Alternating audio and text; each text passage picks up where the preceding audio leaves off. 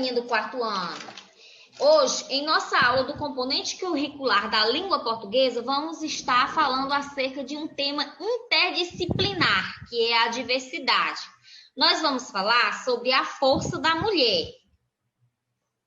Nos contos de fadas tradicionais, as princesas são sempre lindas, indefesas, frágeis, e elas costumam se preocupar em estar bem vestidas para conquistar um príncipe encantado, forte e corajoso para se casar e ser feliz para sempre.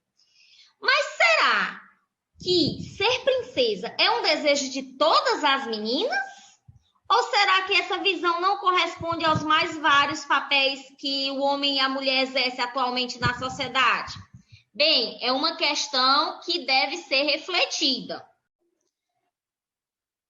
E para a gente poder responder a este questionamento, a gente deve pensar um pouco sobre toda a evolução histórica do papel desempenhado pela mulher na sociedade.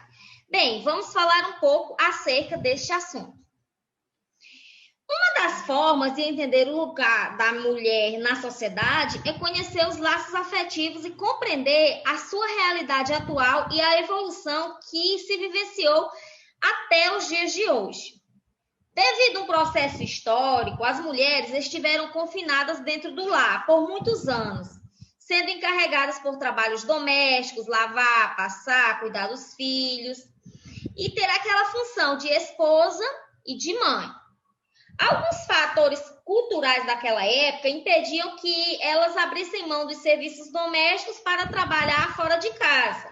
E essas mulheres, elas eram tratadas como objeto de procriação e elas eram consideradas propriedades dos homens, aos quais aquelas mulheres deveriam obediência e subordinação.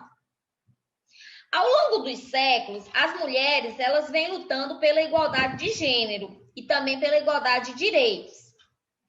As mulheres que se envolvem nessa causa social são conhecidas como feministas. No final do século XVIII, passou-se a ser difundido o conceito da liberdade individual. A liberdade individual que defende que os direitos da pessoa devem ser respeitados por todos e também pelo governo.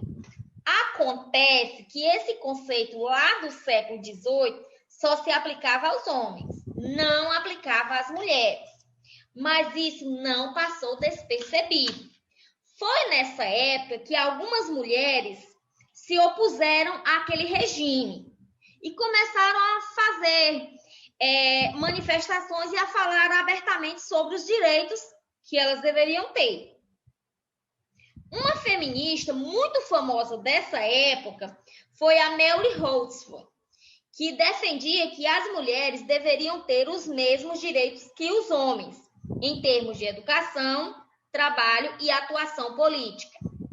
As mulheres, elas sabiam que para mudar a sociedade só tinha um jeito, por meio do sufrágio ou do voto.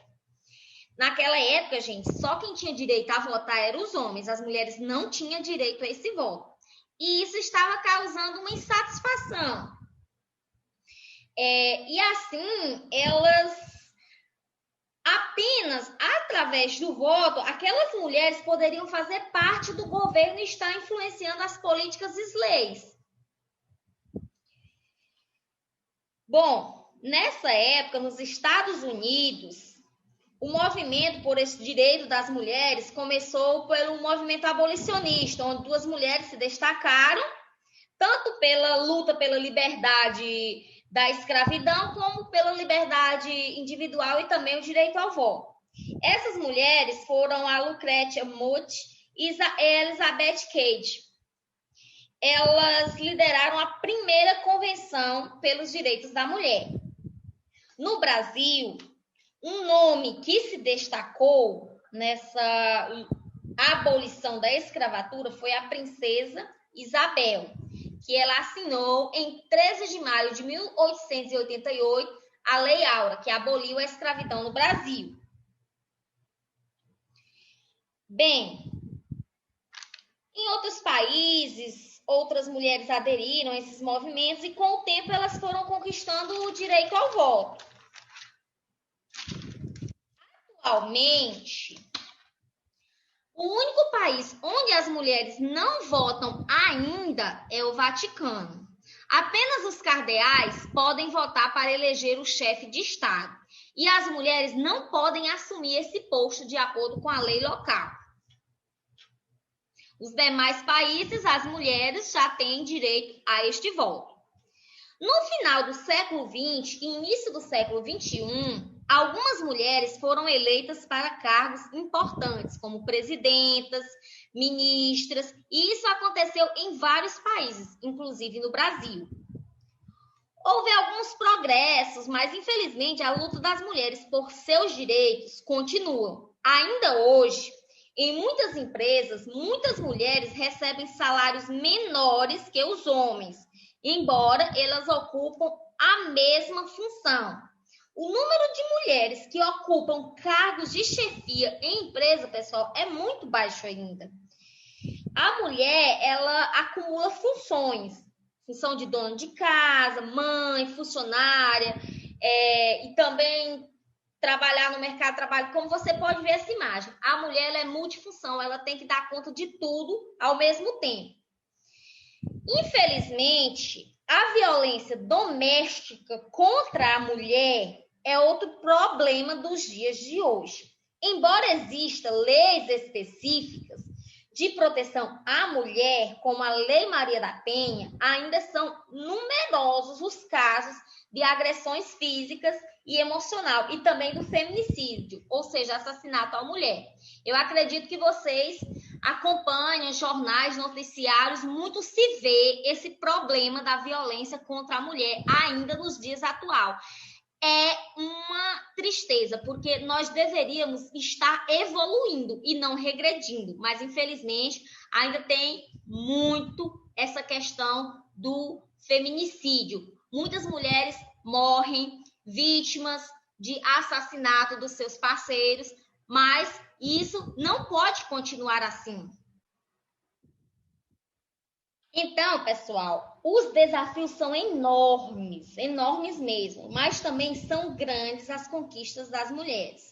Elas ainda têm que lutar, porque elas precisam ainda conquistar muito, conquistar o seu espaço no mercado de trabalho ainda, ela tem que conquistar o direito de ter a sua liberdade, não ser agredida. Tem muitas coisas para as mulheres conquistar, mas já conquistaram muitas coisas em comparação a séculos atrás. Hoje em dia, muitas mulheres elas têm direito de estudar, de trabalhar, de votar, e elas sabem que se elas continuarem lutando, se elas tiverem esforço, se elas tiverem dedicação, determinação, elas podem conquistar tudo que elas desejam. Além disso, os homens hoje em dia eles já têm uma certa visão já mais diferenciada acerca disso. Alguns homens eles já vêm assumindo papéis mais ativos no que se refere às tarefas domésticas, especialmente em relação aos cuidados com os filhos. Mas, infelizmente, ainda é das mulheres, na maior parte das famílias, esse papel.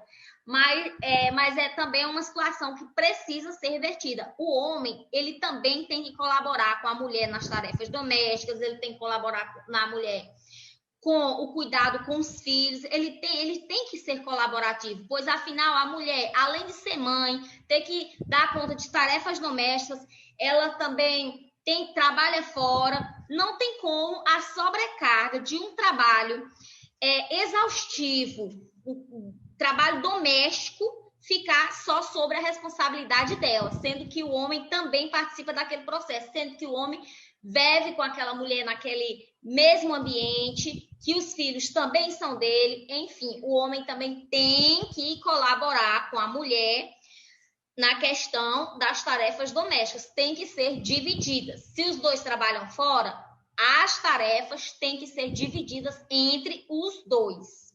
Bem, pessoal, essa foi a nossa aula de hoje. Espero que vocês tenham gostado, que vocês tenham aumentado o seu conhecimento acerca da temática. Deixe o seu like nesse vídeo. Abraços e até o nosso próximo encontro.